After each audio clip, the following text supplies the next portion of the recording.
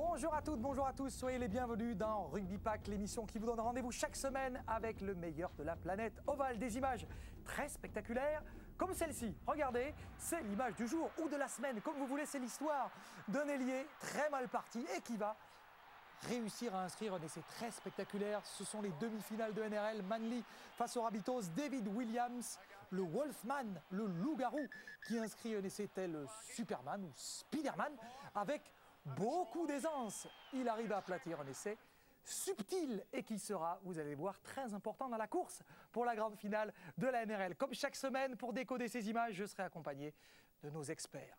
Rugby à 13 d'abord, Louis Bonnery. Bonjour Louis, comment ça va? Bonjour Dolph. En forme? Très bien, oui, merci. Bon, ça se voit, vous avez l'air de plus en plus affûté. On voit qu'on est bientôt dans la finale de la Super League, la NRL. Pour démarrer ce Rugby Pack, dont voici tout de suite le sommaire. Regardez. Warrington-Wigan, affiche de la finale de Super League. Samedi, tous les rêves seront permis dans le théâtre d'Old Trafford. Après son succès en Cup, Wigan vise son premier doublé depuis 15 ans. Toute la planète 13 attendait une finale entre les deux rivaux de Sydney. C'était sans compter sur les Sea Eagles de Manly, tombeurs des Rabbitohs. Manly qui sera opposé en finale aux Sydney Roosters de Sonny Bill Williams. Nous allons démarrer comme chaque semaine cette émission. Peut-être la toute dernière fois que nous allons vivre des moments de Super League avec ces garçons qui nous ont fait rêver pendant quasiment 6 mois. Tout de suite, regardez la Super League. Et oui, il y a un peu de tristesse dans notre voix, Louis, parce que la Super League va se terminer ce samedi. Il fallait bien que ça se termine, nous étions aux demi-finales. Le week-end dernier, il y avait 4 très belles équipes qui étaient engagées. C'est la règle du genre, il faut qu'il y ait les deux qui sortent de la compétition. Il y avait d'abord l'équipe de Warrington qui jouait face à l'équipe de Huddersfield. Louis, un petit rappel, c'était le club call. L'équipe de Warrington avait choisi d'affronter son adversaire. On peut choisir dans la Super League, on le sait. Était-ce un bon choix que d'affronter cette équipe des Giants d'Huddersfield? Écoutez, a posteriori, oui, mais ce n'était pas un choix qui a été fait au hasard, puisque dans la saison, quand même, cette équipe de Warrington avait déjà battu 2 fois, 3 fois l'équipe d'Huddersfield à l'aller, au retour et en Coupe d'Angleterre. Donc, c'était un choix un peu orienté. Ouais, c'était un choix qui s'est avéré payant. Bon, vous avez vu que le premier essai a été marqué par l'équipe de Warrington. Vous avez certainement reconnu Monaghan pour le premier essai. Il y a eu une réaction de l'équipe de Huddersfield avec le jeune Jake Connor. On reparlera de lui un petit peu plus tard, vous allez voir dans ce match. Donc l'équipe de Huddersfield reste, vous le voyez, à hauteur 10-6. Sauf que la machine Warrington va très vite avec, encore une fois, Monaghan qui va s'offrir un doublé. Et avec une équipe de Warrington, Louis, qui va jouer sur ses points forts, avec notamment Lee Briers. On reviendra sur le cas Briers lui aussi, avec un maître coup de pied donné ici, à contresens de la course des défenseurs. Warrington va se détacher 24-10. On attendait la réaction de Huddersfield, et bien en deuxième période, elle tardera à venir. Cette réaction, l'essai d'Atkins a fait très très mal. Sauf qu'ici, récupération du ballon pour l'équipe de Huddersfield, et c'est Jermaine McGillivray qui va 5 minutes plus tard aller inscrire cet essai. On a cru, Louis, à ce moment-là, avec l'essai de McGillivray, vous allez le voir avec ici l'équipe des Giants qui va passer la ligne, on a cru qu'il pouvait revenir avec cet essai en coin.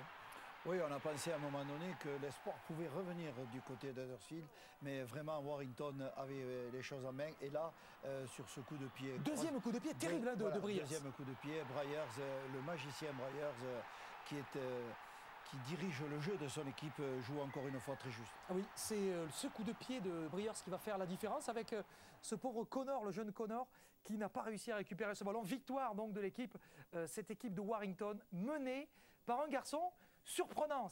Le mot n'est pas trop fort. Lee Briers, on le connaît surtout à plein régime, ce garçon. On sait que c'est un joueur exceptionnel, c'est le maître à jouer. Sauf que, Louis, il faut reconnaître que Lee Briers a été décisif au pied et à la main.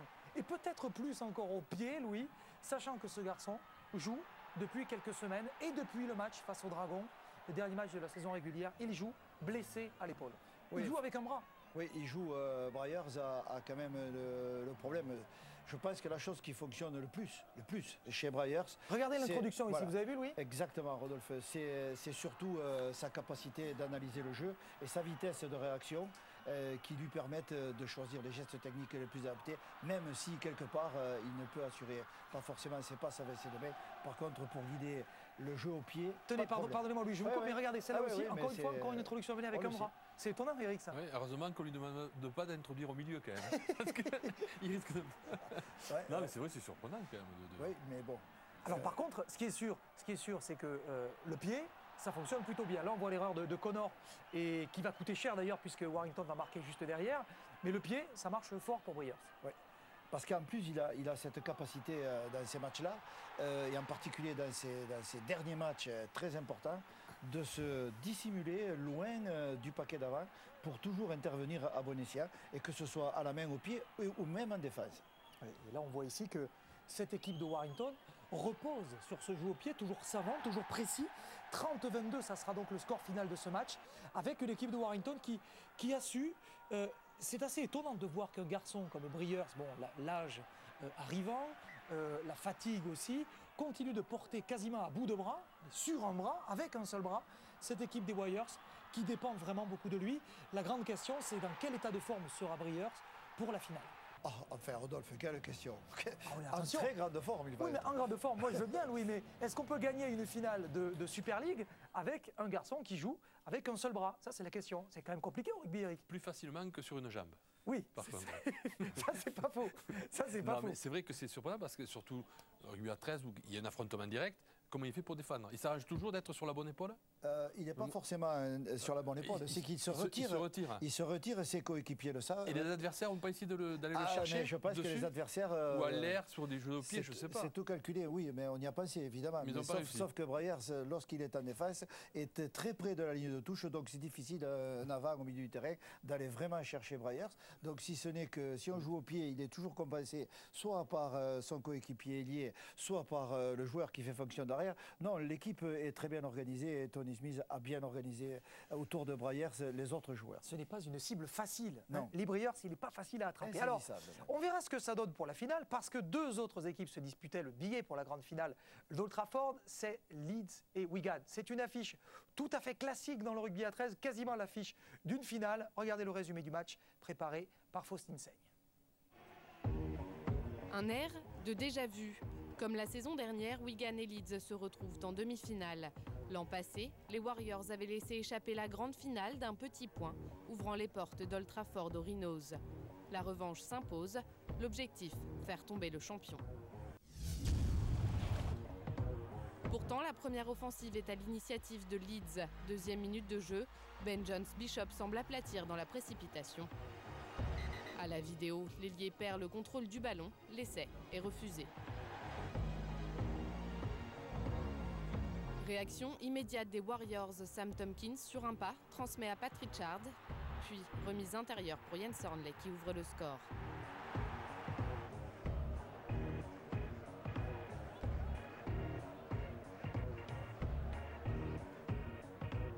Pat Richards transforme 6-0.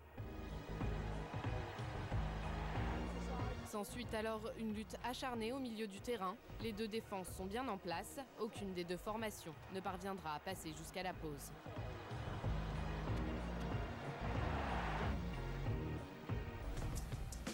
Brian McDermott a dû remonter ses troupes dans les vestiaires et dès la reprise, Leeds montre un tout autre visage.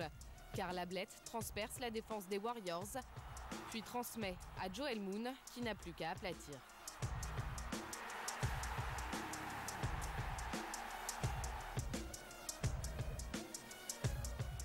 Kevin Sinfield transforme 6 partout. Wigan, porté par son public, continue d'attaquer. Cette fois, c'est Farrell à la conclusion. L'essai est transformé, 12-6. Les Warriors enchaînent et passent à la vitesse supérieure. Matty Smith tape à suivre et Darrell Goulding profite d'un raté de Carl Ablett pour aplatir le troisième essai de Wigan.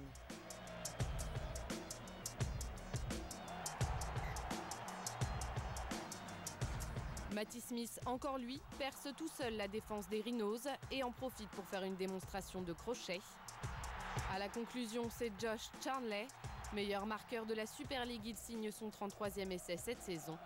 Sean Wayne voit les portes d'Old Trafford s'entrouvrir à 8 minutes de la fin.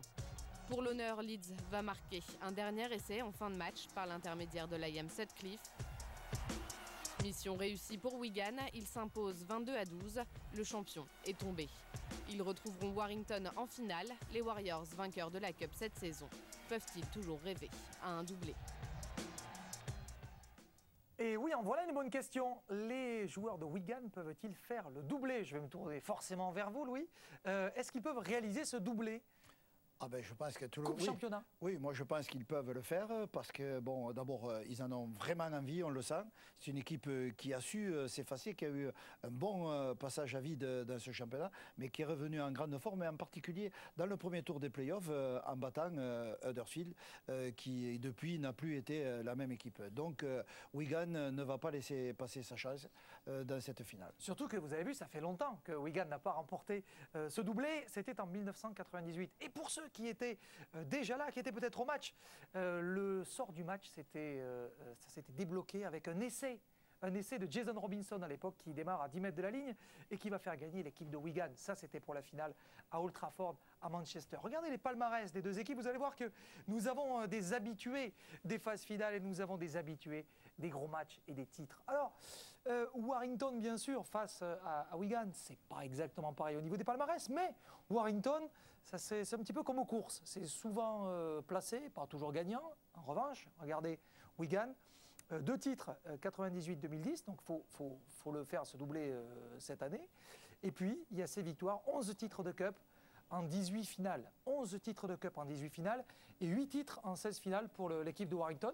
Est-ce que c'est de nature, Louis, à vous, comment dirais-je, à faire pencher la balance en termes de pronostic, Wigan ou Warrington, sur la saison en tout cas? Non, moi je pars toujours avec un préjugé favorable à Wigan, parce que pour moi, Wigan a un jeu d'une très grande rapidité. C'est pour moi l'équipe qui joue le rugby à 13 le plus rapide du monde, NRL et Super League confondus, et qui s'appuie sur des individualités remarquables. Le seul problème, c'est que parfois, cette équipe, lorsqu'elle n'arrive pas à positionner son jeu, est mise en difficulté par des gros paquets d'avant, comme celui de Warrington. Donc je pense qu'on va assister à l'affrontement de deux styles. Warrington qui va essayer de briser Wigan au milieu du terrain, mais Wigan a quand même toujours cette capacité de répondre au présent. Bon, avec ça, vous ne pouvez pas ne pas être devant votre téléviseur. Ça sera samedi, ça sera en direct, bien sûr, sur Beansport à partir de 17h55, sur 18h55 sur Beansport 2. Beansport 2, 18h55. Soyez au rendez-vous pour la grande finale de la Super League entre Warrington et Wigan. On devrait se régaler. Vous avez vu la demi-finale entre Leeds et Wigan? Mon petit doigt, celui-ci, me dit qu'on va en reparler dans quelques petites secondes avec vous, Louis. C'est la rubrique Rayon X. Vous avez choisi, Louis, parce que vous êtes un Wiganer. Je sais que vous supportez Wigan depuis de nombreuses années. Vous avez choisi un essai de Wigan. Enfin, deux essais même, d'ailleurs. Je crois que vous avez fait coup double aujourd'hui. Oui, Rodolphe, c'est pas un essai, c'est 2, mais c'est surtout la séquence de jeu. Quel luxe, Double Eric, oui. Pas un, deux. C'est la séquence de jeu qui fait basculer en définitive cette demi-finale et qui envoie Wigan en finale. Donc là, il semblerait les deux équipes sont à égalité. Voilà. Alors nous allons assister au premier essai qui est la suite d'un rendu de balle de cette équipe de Leeds. Donc cette équipe de Wigan gère bien sa série de tenues. Voilà, d'une manière très très classique. Donc elle garde le contrôle de la balle, elle travaille bien cette défense, on voit elle l'a fait bouger. Et donc ici on relance, on revient du côté où elle était partie. Et là on va encore pousser. Et entre ce 4e et 5e tenue, on exploite une erreur de la ligne défensive de Leeds. Le centre est monté un peu trop, donc il crée un grand intervalle dans son dos. Donc un grand espace est là. Encore faut-il passer ce dernier rideau défensif. Donc le demi d'ouverture va chercher Sinfield pour éviter qu'il puisse revenir sur Farrell, seconde ligne qui rentre dans l'intervalle. Donc ça c'est le premier essai. Voilà, donc nous le revoyons sous notre angle. Ici, on s'aperçoit l'erreur, la ligne défensive de Leeds qui est complètement désorganisée, mais il y a encore des soutiens qui sont capables. D'ailleurs, Farrell bat sur le crochet intérieur le dernier défenseur. Donc nous sommes repartis ici sur le renvoi. Alors on a sauté un peu dans le match parce qu'on est reparti sur le renvoi aux 50 mètres. L'équipe de Wigan a poussé le jeu encore de 5 tenues. Et là, une erreur. Une deuxième erreur des porteurs de balle de Leeds qui rend la balle. Donc c'est le deuxième essai sur une mêlée. Sur cette mêlée, encore une fois, l'équipe de Wigan va travailler la défense, va utiliser ses tenues. Donc 1, 2, 3, 3, 4, 5 tenues. On a l'impression que cette équipe, le score, regardez bien le score, on est 12-6. Quelques minutes avant, on était 6-6. Et là, sur entre le 5e et le 6e tenue, un coup de pied heureux, voilà, bien travaillé, mais qui rebondit dans les mains d'un défenseur, qui ouvre la porte à ce deuxième essai. Donc, en 5 minutes, l'équipe de Wigan a passé le score de 6-6 à 12-6 et à voire à 18-6. Donc, le match est plié. Wigan, là, on sait déjà que Wigan est en finale.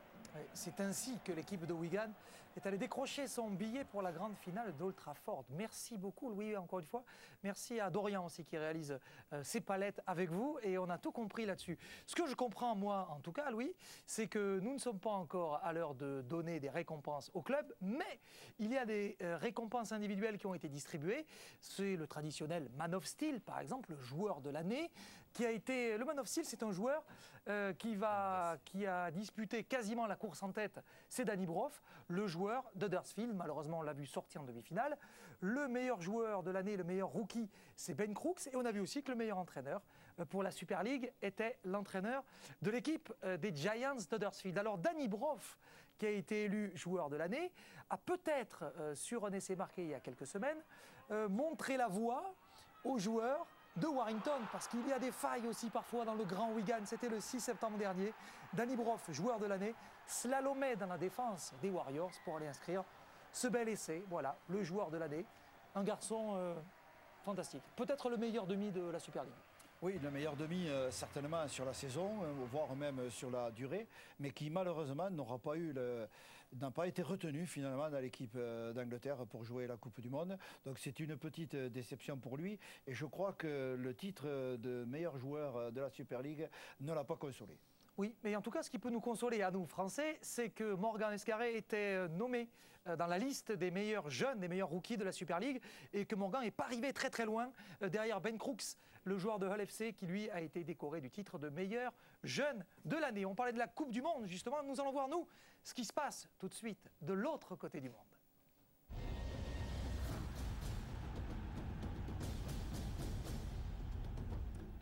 De l'autre côté du monde, on ne change rien, si l'on peut dire, parce qu'il y avait là aussi les demi-finales du championnat.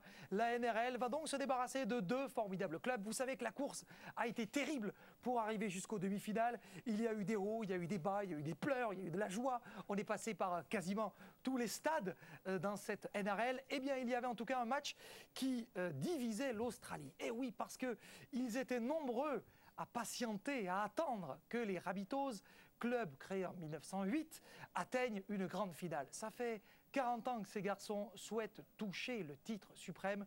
Les Rabbitohs jouaient donc très gros pour une demi-finale que va vous proposer tout de suite Vincent Pochelu. Regardez. Deux vestiaires, un contraste saisissant. Les Rabbitohs de South Sydney sont tombés dans leur ANZ Stadium face à Manly. La grande finale se refuse aux joueurs de Russell Crowe pour la 42e année consécutive. It's not what we wanted, obviously, and probably not what we deserve after the work we put in. It's ridiculously hard to get to this point. You know, the amount of hard work we go through. You know, tonight probably don't seem like we get out what we want, but we're going to have to learn from that.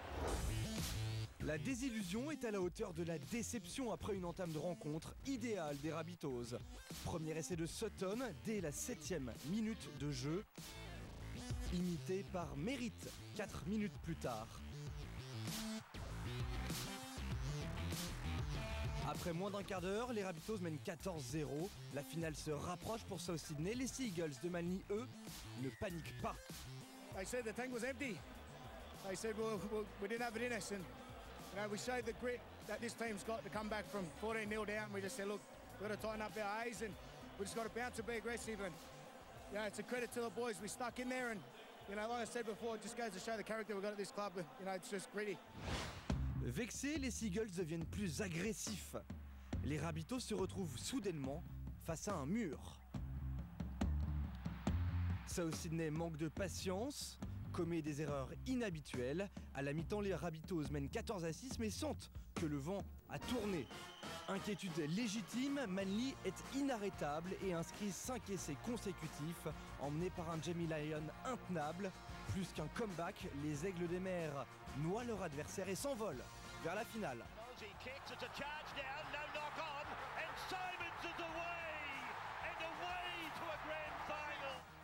was really calm behind the post. A few of the senior boys, Killer mainly, just had a bit to say, just said, look, they've come out of the blocks firing, just weather it, it'll turn, and it did. South Sydney s'incline 30-20 au final contre une équipe de Manly surprenante. Le choc annoncé entre Roosters et Rabbitohs en finale n'aura pas lieu. Eh oui, l'Australie tout entière qui voulait voir Greg Inglis face à Sonny Bill Williams, il faudra revenir peut-être l'année prochaine. C'est bel et bien Manly qui a battu les Rabbitohs et Manly qui ira donc en finale de cette compétition de NRL que vous pourrez suivre évidemment en direct. On en reparlera tout à l'heure sur beIN Sport dès 10h15 dimanche matin. Alors, une victoire qui s'est construite, vous l'avez vu, sur la rigueur, notamment de cette équipe de Manly en défense. Assez curieux, Louis, de voir que l'équipe des Rabbitohs, ça vous a surpris vous aussi, Eric, une équipe qui mène aussi largement au score et qui a perdu. En revanche, la résistance de Manly en défense et surtout la science de ces garçons a fini par payer. Notamment, regardez ici, l'essai marqué par Matt Bullins. Cet essai va faire mal. Les Rabbitohs, allez, 14-6 au score. Les Rabbitohs vont revenir à 14-10. Regardez, Isaac Luke en bas, le talonneur, qui a fait signe. Il demande à ses partenaires de venir rajouter du monde dans le fermé. Pas le temps. Eh oui, il aurait dû se relever plus vite aussi. Oui, voilà. C'est possible. Voilà. C'est la même remarque. Vous avez fait la même remarque d'ailleurs que Louis pendant le match. C'est ça, Louis. Oui, ben, le problème, c'est que ce jour-là, l'équipe des Rabbitohs a commis 3 ou 4 erreurs très importantes dans ce niveau de jeu qui ne pardonnent pas. Et eux, comme d'autres équipes, sont passés à la trappe sur cette affaire. Est-ce qu'on peut revoir, tiens d'ailleurs, justement cette image de Isaac Luke qui est au sol, c'est assez marrant. Isaac Luke qui va justement montrer la direction à ses coéquipiers et cet essai va faire la différence. Regardez, ça c'est intéressant. Luke qui est au plaquage, donc il est derrière le porteur du ballon, il va montrer avec le doigt, il dit là, regardez, à droite dans le fermé. Et tout de suite l'exploitation du jeu. Il ne le dit pas aux joueurs de Manly quand même, pour leur dire que le coup est bon à jouer là-bas. Il avait raison, regardez, là. Par contre, c'est typique des équipes peut-être qui sont favorites, qui marquent très rapidement dans le match, qui ont l'impression d'avoir tué le match ou avoir le match en main, et qui finalement se désorganisent, se déconcentrent. Et puis en face, il y a quand même, quand on est en demi-finale de ce championnat, on est aussi très fort. Et puis ouais, les joueurs de Manly, ils n'ont rien lâché. Et ils sont bien revenus. Alors pour l'équipe de Manly, tout n'a pas été rose dans ce match. Il y a eu un truc assez incroyable. D'abord une blessure, on n'aime pas ça, on n'aime pas du tout voir des blessures. Regardez, c'était Faaso, le pilier de l'équipe de Manly. Bon, a priori, il va percuter Asotassi et Jeff Lima. On va revoir au ralenti, un contact comme on en voit beaucoup. Sauf que sur ce contact tête direct contre l'adversaire, Faaso va se fracturer la 7e vertèbre cervicale. Et le pire dans tout ça, c'est que Faaso se remet en mêlée. Il va continuer de jouer et il va continuer de jouer, tenez-vous bien, pendant plus de 3 minutes.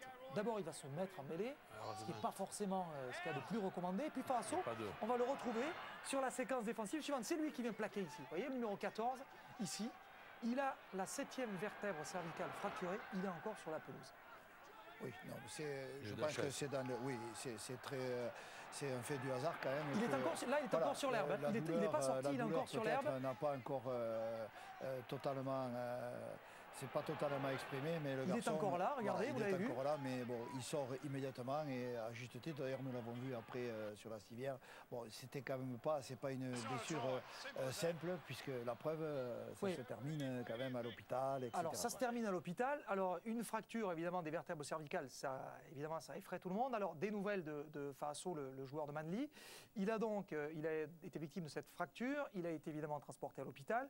Il va devoir porter un corset cervical pendant à peu près 6 semaines et, alors ça nous avons été quand même surpris et agréablement surpris, il reprendra donc dès le début de la saison prochaine. Donc ça c'est la bonne nouvelle. Faaso, rappelons-le, qui avait été le week-end précédent victime d'un très gros chaos, donc la loi des séries.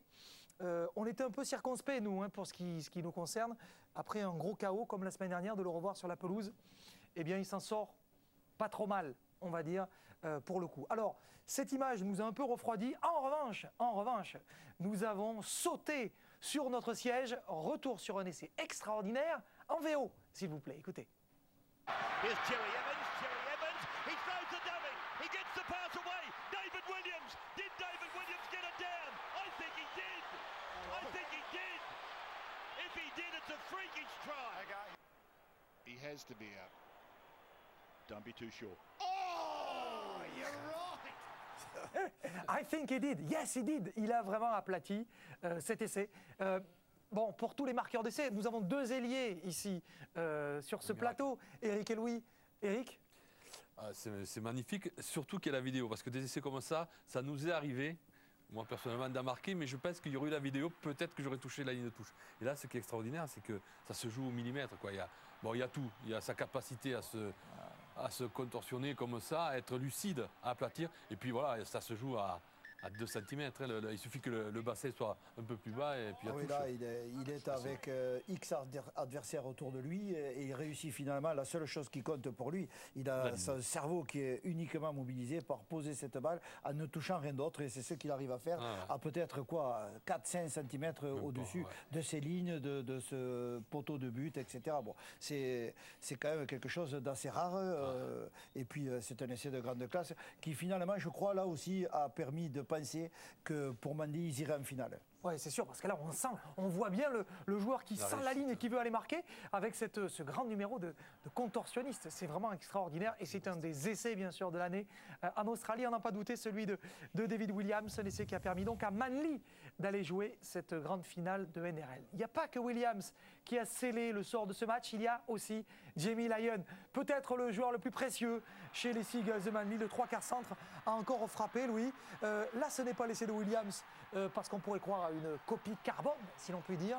Là, Manly a pris les choses en main tout seul avec Jamie Lyon. Oui, Jamie Lyon qui fait parler toutes ses capacités, parce que Jamie Lyon, c'est un joueur qui peut être très rude, qui bute, la preuve, et qui peut être aussi d'une très grande finesse. Donc Jamie Lyon, il est toujours là où on l'attend jamais. Et sitôt marqué l'essai où on est un peu contusionné, il faut quand même reconnaître, il passe ce coup de pied et c'est un coup de pied qui lui fait passer la barre des 1000 points en carrière. Donc c'est vous dire à quel point Manly va arriver armé dans cette finale de NRL. Alors c'est pas le premier à marquer 1000 points, certains ont fait beaucoup mieux. On va se rafraîchir la mémoire pour l'histoire et pour la culture du jeu. N'oublions pas Azem El Masri, le joueur des Bulldogs de Canterbury, recordman, 2418 points. Andrew Jones, qu'on a vu tout à l'heure faire des interviews pour la télévision australienne, 2176, ça fait rêver. Jason Taylor, qui va prendre part à la finale, lui, parce qu'il est assistant coach à Sydney. Et puis Daryl Halligan, lui aussi redoutable buteur. Donc Jamie Lyon, toujours en activité. Et n'oublions pas non plus que Jamie Lyon avait fait une saison en Europe et qu'il a perdu l'occasion aussi de marquer des points pour ce classement des meilleurs marqueurs de l'histoire de la NRL. Alors l'autre demi-finale, bien sûr, intéressait tous les supporters des Roosters, en Australie bien sûr, mais aussi en France, car les Roosters comptent dans leur rang un garçon comme Sonny Bill Williams. Alors, ces dernières semaines, on a beaucoup parlé des joueurs du Queensland qui s'étaient beaucoup plaints de ne pas être dans les phases finales et notamment en quart ou en demi. Eh bien, il y a une petite polémique aussi qui est née ces dernières semaines car les joueurs des Roosters ont peut-être été, Louis, préservés quant au match disputé car ils n'ont pas beaucoup fait de route, si l'on peut dire, dans un si grand pays comme l'Australie. Regardez, on l'a vu sur cette incruste. Est-ce que ça a vraiment, Louis, est-ce que ça a du sens pour vous? Est-ce que le fait d'économiser des kilomètres préserve une équipe? Non, moi je ne... Vous non, pour vous c'est non. Pour moi, le fond de la réussite de ces équipes, quelles qu'elles soient, c'est pas le nombre de kilomètres, parce que quand c'était Brisbane, ils étaient loin de tout le monde. C'était l'équipe la plus excentrée, c'est elle qui gagnait. Donc je crois que c'est quand même une donnée intéressante quand même pour l'organisation des saisons. Mais à mon avis, sportivement, oui, d'accord, je veux bien, mais ça regardez, n'influe pas sur la finale de cette année. Soit. Voilà. Oui, ils ne le font pas à vélo. Mais regardez, non, mais tout de même, 19 000 km pour Newcastle, par exemple, qui n'est pas très très loin de Sydney. Et en même temps, vous avez vu, 9 000 quasiment pour l'équipe de Sydney. Donc la récupération, etc., le déplacement de l'équipe, ce n'est pas une chose facile. Non, mais c'est pas facile, Rodolphe, mais tout le monde connaît les conditions. Et lorsqu'il y a l'équipe du Nord Queensland, bon, tout le monde sait, comme les Dragons, lorsqu'ils vont chaque 15 jours, lorsqu'ils se déplacent en Angleterre, je pense que l'organisation prévoit ce genre de choses et c'est la règle du jeu qui est connue par tout le monde. Donc pour moi, ce n'est pas un critère déterminant, c'est un critère certes journalistique qui peut alimenter certaines polémiques, mais qui pour moi n'a pas d'influence, n'influencera en rien le comportement des équipes pour la finale. Bon, ben c'est ce qu'on va voir, justement, c'est ce que nous allons voir parce que la deuxième demi-finale, justement, opposait l'équipe des Roosters à l'équipe de Newcastle, cette équipe-là qui a fait 3 fois le tour de l'Australie. Alors justement, la victoire de l'équipe des Roosters, certains la souhaitaient souhaité pour voir justement la finale face aux Rabbitohs. Eh bien, ça n'a pas été véritablement le cas. Sonny Bill Williams était bien sur la pelouse dans un match, Louis, où les joueurs de Trent Robinson ont pris les choses en main. Ça n'a pas bien démarré pour les Knights de Newcastle parce que le capitaine, le joueur le plus emblématique de l'équipe, Danny Buderus, qui va donc prendre sa retraite sur cette blessure, a quitté le terrain. Ça, c'est peut-être un moment clé de cette rencontre. Oui, effectivement, Rodolphe, ça a été un moment important dans ce match parce que Danny Buderus, c'est quand même le meneur de jeu, l'organisateur, le stratège de cette équipe des Knights. Et donc, à partir du moment où ce joueur n'a plus été là, l'équipe a un peu flotté et l'équipe des Roosters en a profité pour enfoncer le clou, prendre l'écart au score. Donc, tout retour était ensuite impossible face à une équipe qui avait senti qu'elle était déjà sur le terrain de la finale. Ouais, ils étaient sur le toboggan pour la grande finale, les joueurs des Roosters, 10-2 avec un essai qui a fait parler aussi parce que la passe de Sonny Bill est clairement en avant. Sauf que cet essai, ce n'est pas anecdotique, Louis, cette passe, parce que c'est l'essai qui va permettre aux Roosters de prendre la main et dès lors, le break est fait 12-4, dès lors, l'équipe des Knights ne reviendra plus. Là, autant vous dire que cette contre-attaque menée ici par Daniel Tupou a fait beaucoup de mal aux joueurs de Wayne Bennett. Les Knights qui vont se retrouver dans leur propre 10 mètres et là, il va falloir défendre avec Michael Jennings qui aura été terrible tout en appui, la passe de Mitchell Pearce, le ballon donné ici, crac, le crochet, Adam Guerra qui va faire une pirouette et qui va aller marquer cet essai. Oui, même si publiquement les joueurs restent concentrés sur le jeu, il est certain que cette passe en avant a contribué à diminuer, à retarder un peu ou à accélérer l'échéance contre les Knights parce que sur la fin de la rencontre, ça ne se joue pas à un essai ce match, Rodolphe. Non, ça ne se joue pas à un essai parce qu'on a vu Michael Jennings qui a remarqué la perte de balle nouveau et là, regardez, là on est dans les... dans les 20 dernières minutes, vous avez vu les cannes de Jake Friend, le talonneur, qui va aller s'offrir un essai en solo pour sceller là aussi le score du match sur un score très à l'avantage des Roosters, 40 points marqués dans une demi-finale. Cette accolade là aussi très intéressante entre Willie Mason et Sonny Bill Williams, les deux anciens joueurs de Toulon dans le rugby à 15 français, deux garçons qui s'étaient croisés, ça avait fait des étincelles quand ils s'étaient croisés au printemps dernier, à l'été dernier. Et ces garçons donc se sont fait, là aussi, sont fait montre d'une certaine, comment on pourrait dire ça Louis, loyauté l'un à l'autre. On est revenu dans un débat purement sportif et ça c'est plutôt bien. Quand même, c'est la grande conclusion de ces deux demi-finales, c'est qu'on a eu 4 équipes de combattants sur le terrain et un match d'une très grande clarté et d'un très grand respect mutuel, puisque nous avons vu à la fin de chaque rencontre les équipes qui se congratulaient et qui se souhaitaient bonne chance pour les vainqueurs pour la finale. Eh bien, la grande finale, ça sera donc à suivre en direct sur beIN Sport ce dimanche matin à partir de 10h15, début du match. Mais vous serez, j'en suis sûr, avec nous à partir de 10h, dispositif spécial sur beIN Sport pour cette grande finale avec un rugby pack qui va suivre donc la grande finale de ce championnat d'Australie. Puisque nous parlons de la NRL, il est temps pour nous de... Qu'est-ce que c'est que ça ? Qu'est-ce que c'est que cette musique? Une boule de flipper. Qu'est-ce que c'est que ça? C'est Bertrand Béguet qui nous a... C'est quoi cette image, Bertrand, en régie là? Qu'est-ce que vous avez envoyé? C'est quoi une boule de flipper? Qu'est-ce que c'est que ça? Une boule... Non mais ça va plus, vous avez pété un plomb. Ah, c'est l'Eloua qui fait le flipper, qui rebondit sur les adversaires. Ah oui, pas mal. Merci d'avoir ressuscité pour la postérité musicale Corinne Charby. Merci. Merci Bertrand. Ça vous a plu ça? C'est magnifique. C'est pour vous. Bertrand sait que c'était votre génération. Il a fait tilt, non, à la fin? Pardon? Il y a eu tilt à la fin. Oui, il y a eu tilt. Enfin, il y a eu le tilt, mais ça, oui, le flipper a tilté parce que du coup, les Knights sont rentrés bredouilles. Ils ont explosé face à l'équipe des Rabbitohs. Il est temps pour nous de retrouver notre envoyé spécial en Australie pour les news de la NRL. N'importe quoi.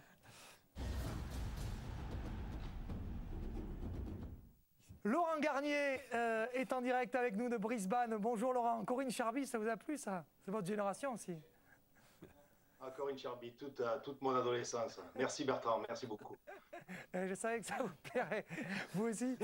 Bon, Laurent, à quelques dizaines de milliers de kilomètres, cette grande finale qui s'annonce doit déjà, j'en suis sûr, déchaîner les passions. Alors, Manly face à l'équipe des Roosters. Est-ce que d'abord, c'était... Alors, je sais que vous, c'est une finale à laquelle vous vous attendiez parce que vous aviez pronostiqué Manly, vous aviez bien vu.